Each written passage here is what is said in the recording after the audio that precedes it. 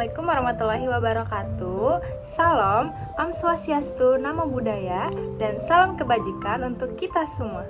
Perkenalkan, nama saya Kiki Rizky Sari. Saya dari Fakultas Keguruan dan Ilmu Pendidikan Universitas Muhammadiyah Tangerang, dari program studi Pendidikan Bahasa dan Sastra Indonesia dengan NIM 25882010008. Tujuan saya membuat video ini adalah untuk memenuhi tugas UTS yang diberikan Ibu Hirpa Anggriani Wiharja, MPD, selaku dosen mata kuliah Teori Bahasa.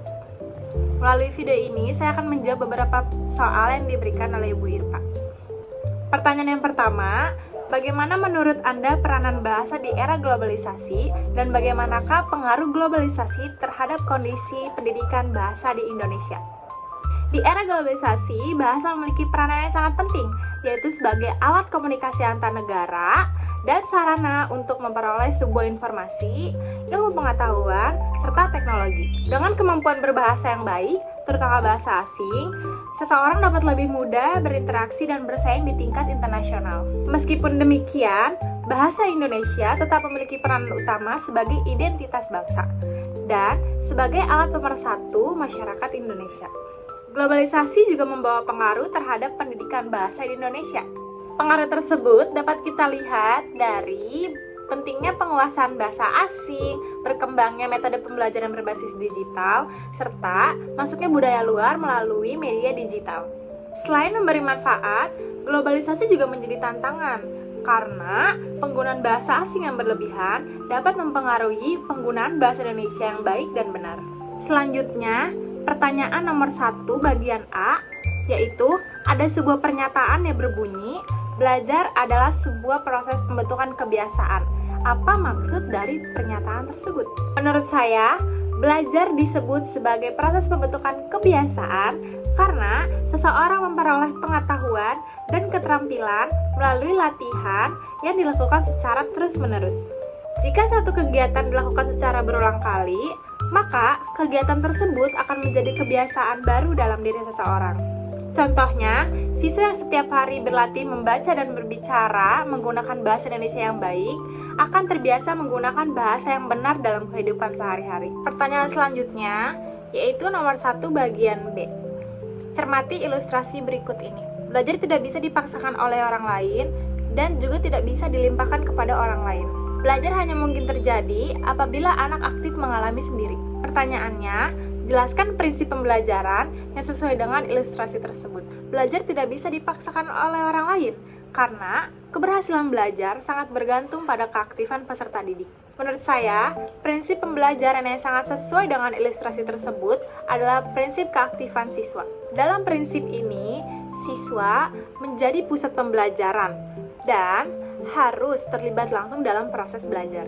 Sedangkan guru berfungsi sebagai pembimbing atau fasilitator yang membantu siswa menemukan pengetahuan melalui pengalamannya sendiri. Selanjutnya, saya akan menjawab pertanyaan yang berbunyi, apa yang Anda ketahui mengenai pendekatan psikologi dalam pembelajaran bahasa?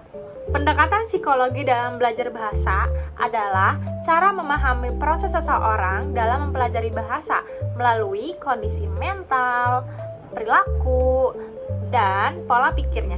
Pendekatan ini membantu menjelaskan bagaimana seseorang dapat memahami, mengingat, dan menggunakan bahasa dalam kehidupan sehari-hari.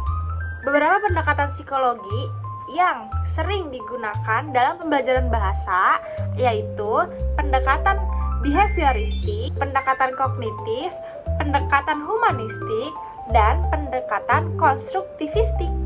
Pertanyaan yang selanjutnya adalah, jelaskan aplikasi teori behavioristik dalam pembelajaran bahasa.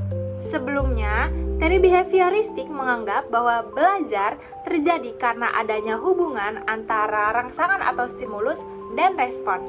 Dalam pembelajaran bahasa, teori ini biasanya diterapkan melalui pembelajaran yang berulang dan pemberian penghargaan. Contohnya yang pertama, ada guru mengucapkan sebuah kata dan siswa mengulangnya berulang kali. Contoh yang kedua, siswa diminta menghafal kosakata dan tata bahasa melalui latihan rutin. Dan contoh yang ketiga, guru memberi nilai tambahan atau penghargaan untuk siswa yang menjawab dengan benar. Cara ini sendiri bertujuan agar siswa terbiasa menggunakan bahasa secara tepat. Pertanyaan yang selanjutnya, kaum humanis atau konstruktivis berpendapat bahwa setiap anak mampu merumuskan kebenaran berdasarkan perkembangan kognisinya. Apa maksudnya? Dan berikan contohnya.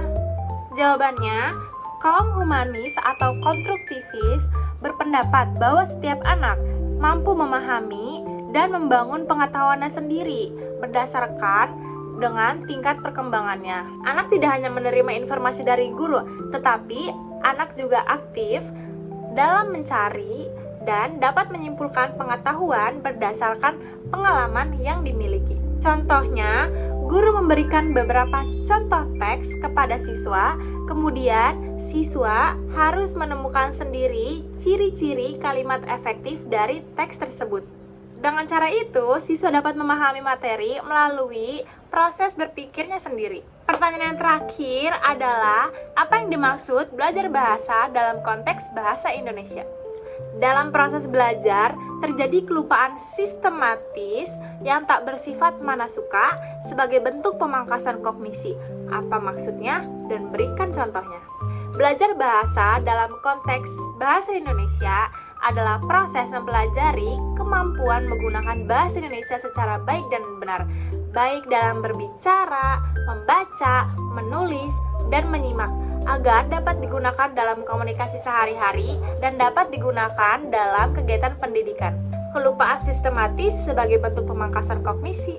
Maksud dari pernyataan tersebut adalah bahwa proses belajar otak manusia secara alami akan menyaring informasi yang dianggap kurang penting. Informasi yang jarang digunakan biasanya akan lebih mudah dilupakan, sedangkan informasi yang sering digunakan biasanya akan tetap tersimpan dalam ingatan.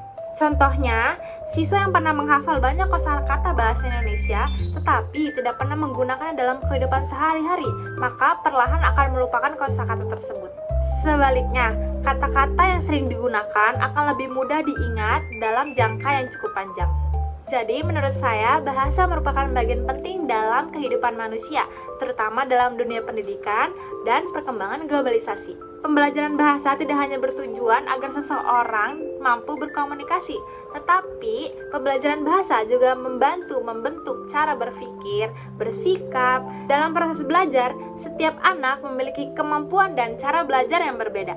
Maka dari itu diperlukan pendekatan pembelajaran yang sesuai agar tujuan pendidikan tercapai secara optimal. Dengan demikian, pembelajaran bahasa dapat diharapkan menciptakan generasi yang terampil berbahasa, berpikir kritis, serta menjaga identitas dan budaya bangsa di tengah perkembangan zaman. Cukup sekian jawaban atas pertanyaan soal UTS yang dapat saya berikan. Jika ada kekurangan dan kelebihan, mohon dimaafkan. Assalamualaikum warahmatullahi wabarakatuh. Bye-bye.